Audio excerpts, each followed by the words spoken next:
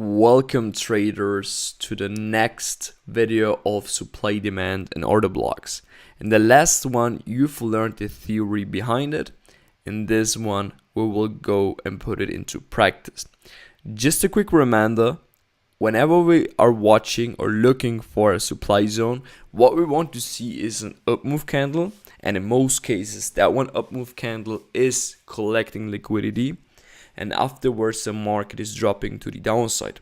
So the reason for that one up move candle was actually to generate that liquidity, to take out the liquidity in order for the big institutions to be able to bring the price to the downside.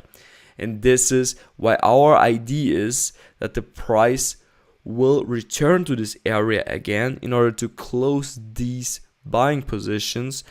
As we know, institutional traders do not use stop losses, so they are just taking the loss with them with that one down movement, because they are in big profit, right? Because they brought the price to the downside, and by breaking structure, which is the second thing that we need to look for in order to confirm our zone, they are showing the institutions that the price is bearish and that everybody should look right now to add short positions. So they've been creating that one structure, they've been creating the supply zone, and they would like to return to that area in order to close their buying position, and then afterwards they are here to drop the price crazy to the downside so that they can make even more profit out of this kind of thing.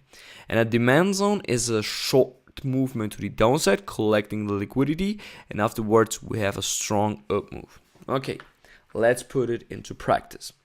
Now in this case, guys, what we can see here is pretty clear. We got that one up move candle that we talked about. We'll monitorize it then on the lower time frames to see what this up move at the end really did, and then price started moving to the downside, and you have your break of structure. Now in this case, what we do not have is we do not have an imbalance, fair value gap, or market inefficiency. You can call it whatever you would like to call it. And this is just for us an additional confirmation to find these imbalances, because price needs to come to fill them in order to allow every buyer and seller a fair chance. This is why we also call it fair value gap. But it's not absolutely necessary, okay? And more than likely on the daily time frame you will not even find them very often. Sometimes you will, sometimes not, okay? So everything, every rule is here filled. So this is a valid a supply zone for me. As we can see, price is returning to it and start dropping. That's the idea. Now, how many traders are using it is they put their entry there, put their stop loss above a little bit, and take profit to the next structural point, and you have an incredible 4-hour trade. Okay, this is not what we are looking for. 4 hours is really nothing. What we are about is we are looking to refine these zones. Okay, so we will switch down to the lower time frames to refine these, but right now let me just map out everything on the daily, what we can see.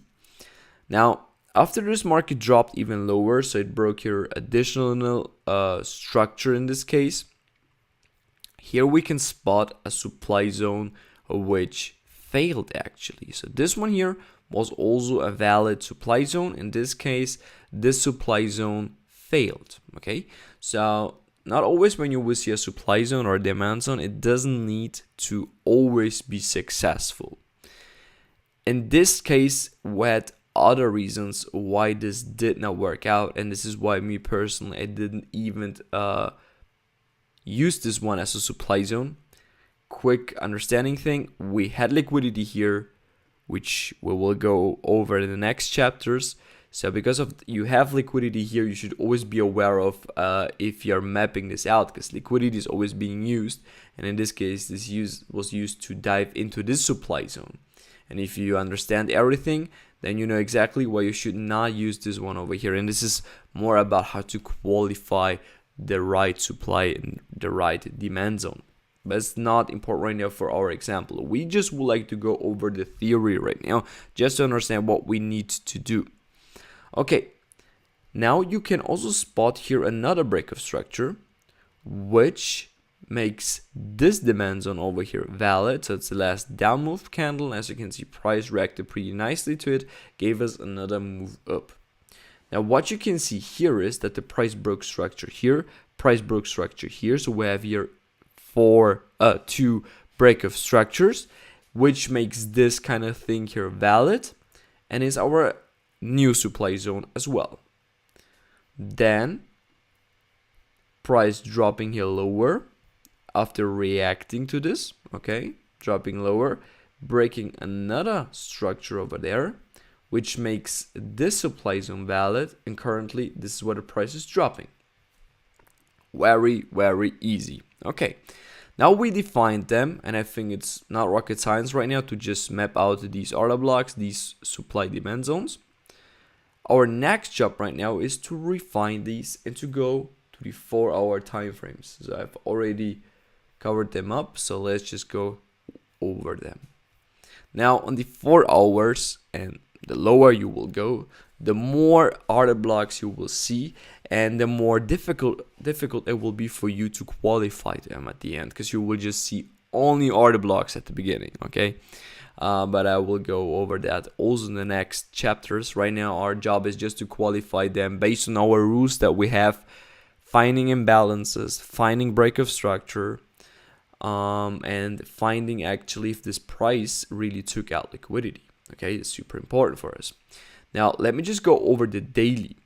Now the daily is actually this one, right? It's this strong up move candle. You can see only bullish candle within that range on the 4-hour time frames.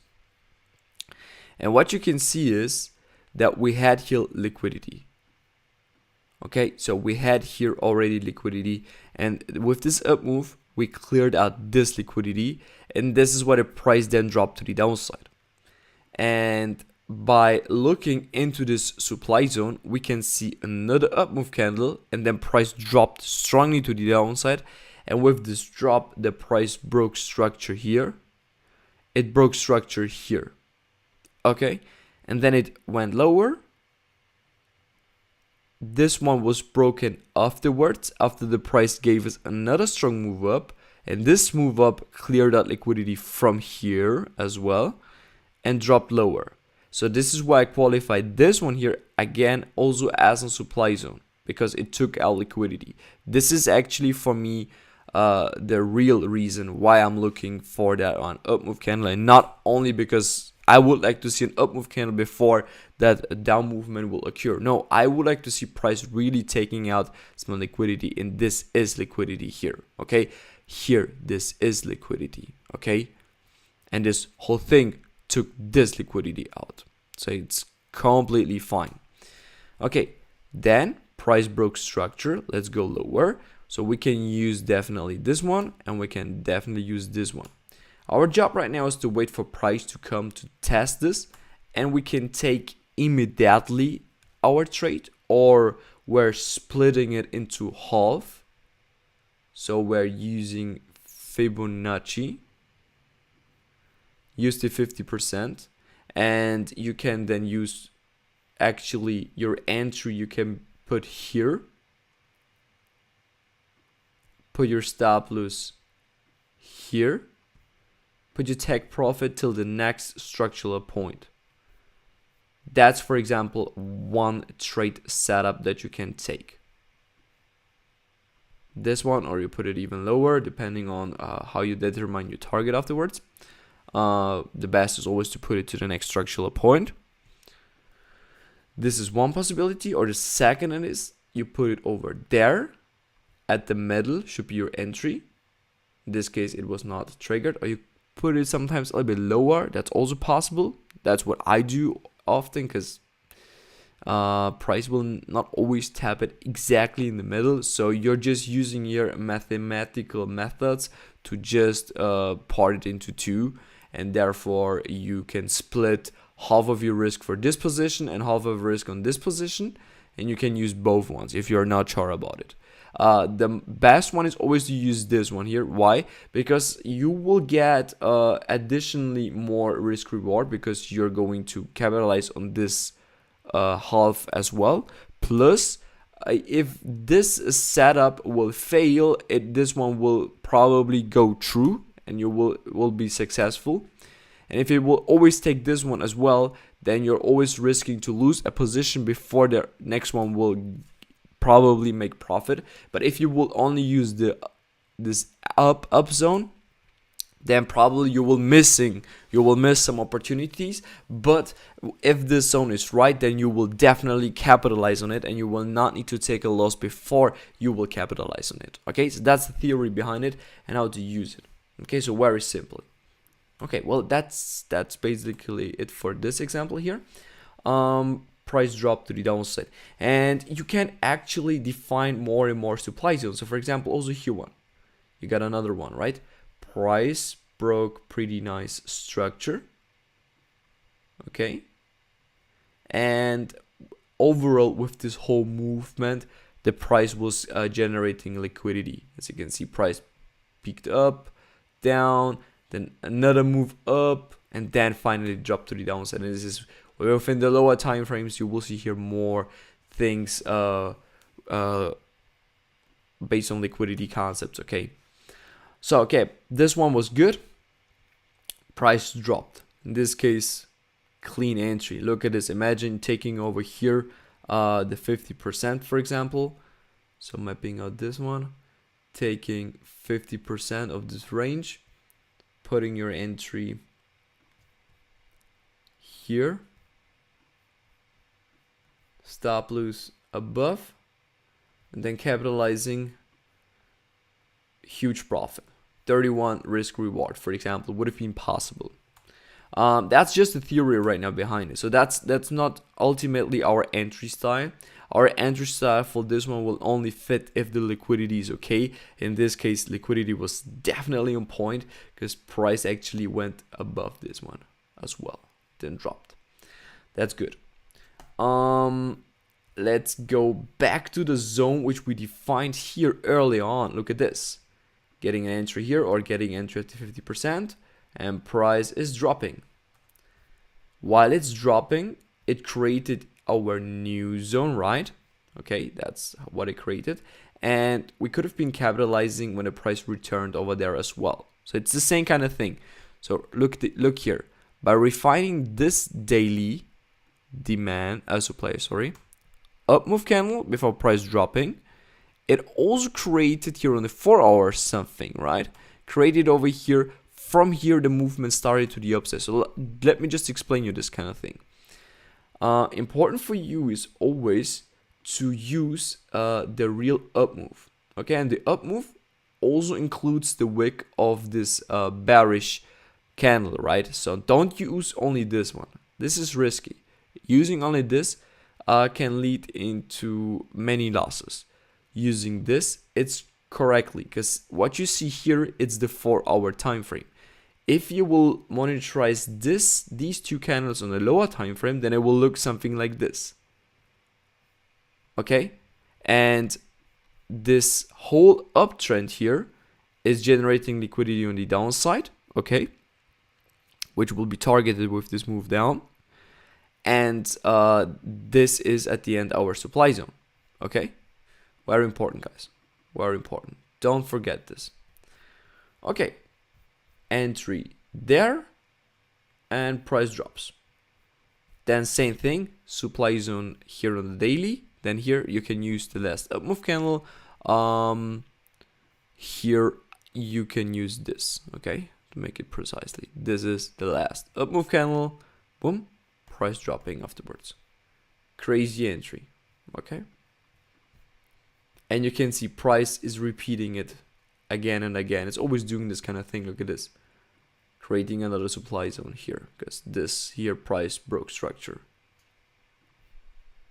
So I think it's clear, the concept is not really difficult. Let's go into the demand zone to clear out the demand zone as well. So price broke here structure. This is what we define this kind of thing to be the daily. So you can see this is the strong down move. This was the down move which took at the end the whole liquidity from here and took out liquidity from here. So it's, look at this, exactly from here the movement here on the right side occurred. So this is what makes this zone valid. And what we look for here then is actually, you look for the last down move on the 4 hour, which is this one, before the up move occurs. And here you see again the same characteristics. You see break of structure, first place. This is break of structure, sorry. Just make it more clearly. So you got this break of structure and you got this one here as well, of course. Plus you got market inefficiency, okay? Don't forget this one thing as well. This is the market inefficiency. So this is also created over there. And this is why the price at the end tapped into the zone and went even into the demand zone pretty deeply. So you could have been using here as well the 50%. So this is then really up to you how you would like to manage these things. Me personally, I'm using it with liquidity, which I will explain later on the chapters, like I already said, how I will really get my entry at the end. And this game can be repeated right now, guys, okay, on every single time frame. You can refine it even on the minute 5.